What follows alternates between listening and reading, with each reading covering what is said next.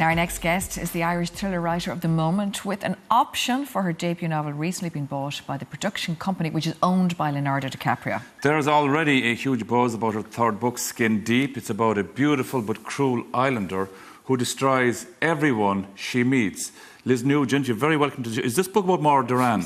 I only just discovered that you're from an island, that you're from the islands. Yes. It's beautiful nothing to but do cruel. with you. It's nothing to do with you. We wanted to get that out of the way. You know what, Liz? I'm glad, because Skin Deep is a heavy book and I don't want to be your heroine in that book. That's why I made the island fictional, so nobody from any of the islands that exist can actually sue me. Well, especially with a name like that. We don't have any posh names like that on the islands. While we're actually on it, let's just briefly, and we'll talk about it a little bit deeper. I mean, it is about your heroine, but she's not a very nice person. It kind of is her life, and there's a murder, and it's the way she deals with it. She's an anti-heroine, yeah. She's a very, very damaged character who has had a very difficult time as a child and winds up killing somebody. You know, the opening chapter is her having a night out on the tiles and then going back to the corpse that she's left. That's the thing. And you know, it's really weird when you start reading it.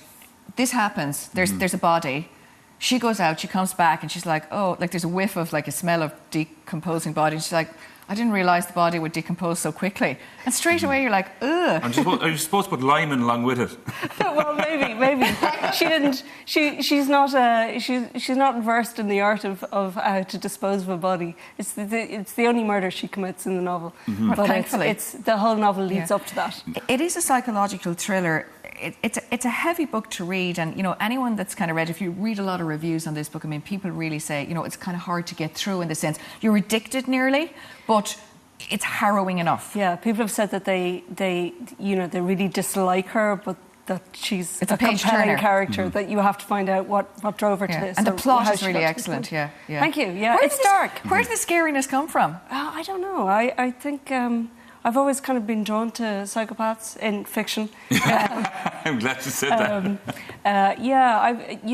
In the books, my favourite books would all feature kind of psychopathic characters, and you know, my TV shows that I like watching shows about the bad guys. You know, the anti-heroine, she's a bad person, but she's also a bad mother, and I think that sticks with a lot of people, doesn't it? Yeah. People have said to me that that's the thing they find most difficult about her, and that she doesn't want to be a mother. She is an unwilling mother, and because of the situation at the time, she is forced into motherhood, and doesn't respond well to her child. With it either. No.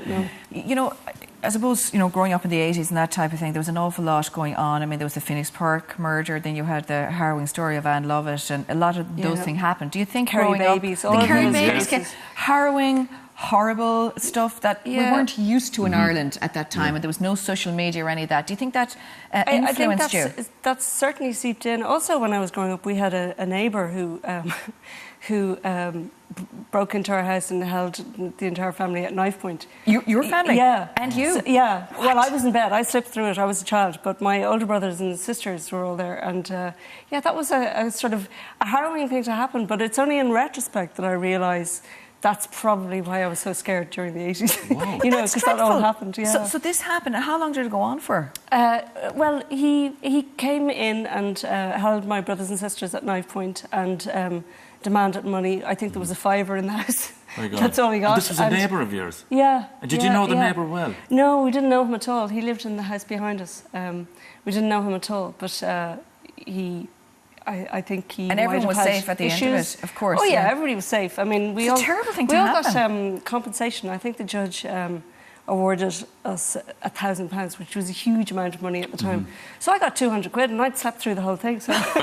But the psychological effect, though. The psychological effect. Made her a brilliant writer. Made her a brilliant writer. Yeah, I should thank him. You got a double whammy, so you got paid and turned into a great writer as well. It's unbelievable. Your first book, which was, of course, the Richard and Judy Book Club, and you know, a brilliant book, Unravelling Oliver, which a lot of people have compared to the fabulous Mr. Ripley. The talented Mr. Ripley, which of course again is a very good-looking character, beautifully set in Italy, but he's an evil kind of a character at the end of it. This is the book that's been optioned by Leonardo DiCaprio's company. Yes, yeah. Tell us about this. Well, my agent Marianne O'Connor is just a fantastic, tenacious person, and the Unravelling Oliver was optioned first by ITV Drama, and then the option lapsed and they hadn't made it. But that happened around the time that a deal was done with Simon & Schuster to publish Unraveling Oliver in America. So it was really good timing for it to lapse, because it meant that the book was suddenly available to everybody in Los Angeles, in the film business. Liz, So what was it like to actually come across this in New York at this City, this billboard, picture yes. here? What was it like to see this? that was a heart-shaking moment. That was at Book Expo America in New York last summer. And the Simon & Schuster people did that as a surprise for me. I had no idea. They drove me up in a limo and they just said, "Look out the window there." I saw that, and so we pulled up, and it was right outside the Book Expo, and isn't that amazing? They do it that kind of real big in America, you know, that they're kind of the big billboards. Do it, I suppose. If you're doing it, I suppose if you're going to pool Really parties, then God knows who you'd meet. Oh, God knows. We have a shot at this. Tell us about this party you ended up at. Oh, yeah. That was a party hosted by Amazon, and it was at the rooftop of some very fancy hotel. I don't remember the name. Wasn't Trump Towers now or anything, was it? No, it wasn't. But you see the two girls in the background, the girl in the white dress and the girl whose face you can see. They are George W. Bush's daughters. So I just got in the photo so that I could get the they were photo famously called Jenna and Tonic at one stage. Jenna and Laura, but they were called Jenna and Yeah, I Tonic. think Remember, Laura one of them picture. had they had a few drinks when they went a bit wild when they were young, when he was president. Oh, right, and they were okay. kind of Jenna and Tonic. They kind of they were called for a while. I didn't realise that. Yeah, but it's amazing. So really, it was a real celebrity kind of status. Yeah. Do you think it obviously was helped by the Richard and Judy book club, because that was that kind of real elevation in the UK? Well, the Richard and Judy book club, it was actually lying in wait for my second novel that was picked for the that was the Richard and Judy one. I think that certainly helped to open doors in America, definitely. But I have to pay tribute to the people who published me in the very first place. That was Penguin Ireland. When everybody else rejected me, Penguin Ireland took a chance and published me. How hard is it to keep going when you get a few rejections and you know and you believe in the book that you're after writing? I always had, it sounds cocky, but I always had faith that I would be published, because the rejections were all saying the same thing, that the marketing departments said no, but that the editors liked it. The marketing departments were saying no because they couldn't really find a niche for it. So who's the most important in that? The marketing department have the final say in publishing companies. Do you know what's really unfair? Because the artistic side is just thrown in the bin then. Well, yeah. Well, it wins out in the end. Sometimes you get a publisher like Penguin Ireland where the editor, Patricia Deevy, is insistent. Yeah. So, what was the time lapse between being rejected and then the actual published article? How long? There was about 4 months of rejections, which, you know, isn't a long time. That's not a long publishing. time. People are waiting years. But then there was rewrites. Then once I had been accepted by Penguin Ireland, I worked with Patricia Deevy on improving it and making it better. And making it better and making it better until it was ready to publish. And that was probably a year and a half. Okay. Is that hard? Yeah, I was wondering, and what were the rewrites? Just being nosy about this. Structural, mostly structural. Originally, Unraveling Oliver was written from the point of view of 6 different characters, and they each had a very long chapter each. And Patricia thought they would be much better to break those down to smaller, bite-sized chapters. Okay. So we got flashes of one character and then move on to another character. And then so they seamlessly kind of came together. It's so hard. You spend so much time writing something, and then somebody says, "Actually, hang on, you have to take out all this." Oh my God, it must be heartbreaking. But she was right. That's the other side of it. Yeah. But it's great to be open like that. We should say as well, you worked on Fair City for the guts of 10 years. 10 years. Yeah, and you were breaking up the scenes there and plots, weren't you, in that? I was the story associate, so my job was more administrative than writing. Yeah. But yeah, I had a lot to do with the kind of the scene breakdowns. Yeah. But do you think that must have helped you then when you think of actually breaking up? Well, it certainly helped me in terms of structure. Cliffhangers. Okay. The ending each chapter with the cliffhanger to make sure to entice you to continue.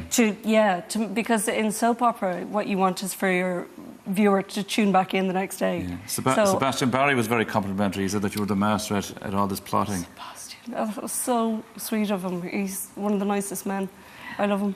Well, he's a wonderful writer. He was on our show, actually. He's fantastic. You know, it's interesting because I think you've come at the right time. You know, we talk about a lot on the show here about scanty noir, and we talk a lot about like movies or say TV series right now. I think there's a real appetite for not just like criminal kind of female writers and criminality and different things like that, but I think the psychological thriller and that deepness and darkness Well, People love there's it. a whole core of Irish crime writers now. They're calling it Emerald Noir. Well, don't we ever know? We've interviewed an awful lot of especially women Yes. writers in this area. Yeah, And yeah. it's great. It's fantastic. Wonderful. Well, listen, thank you so much. Thank We're you, Liz. thrilled. But you know what we're even more thrilled about? Skin Deep is actually going to be our book club book, I should say. Thursday week. Next Thursday, week Thursday, yeah. Week Thursday. And Anne Doyle is going to be here I leading know. our book club. Where do I send the check to, Andrew? You can send it. You can put my name on it if you want, Okay. Liz. There's no problem. Anne now will tell us exactly what she thought. So we're looking forward to that. You've a bit of it done already, Maura, haven't you? Yes, I have, I haven't yeah. started yet. I have 10 Okay. days to start and finish it. You'll be laughing. I will, I'm afraid. be scared, though, Well, see, this one's telling me all about this. Yeah, you'd be Things I should be scared. watching out for and Well, stuff. people have told me they've read it in 1 or 2 sittings. So it's not a challenging book. It's an not easy challenging, read. but it's an whatever. easy read. Anyway, we've 5 to give away as well we on our do. 5 on our Facebook page. Facebook page, and you can get it's available in all good bookstores now. And even the bad ones. And even the bad ones as well. Liz, thank you very much. It's great to Thank meet you. you.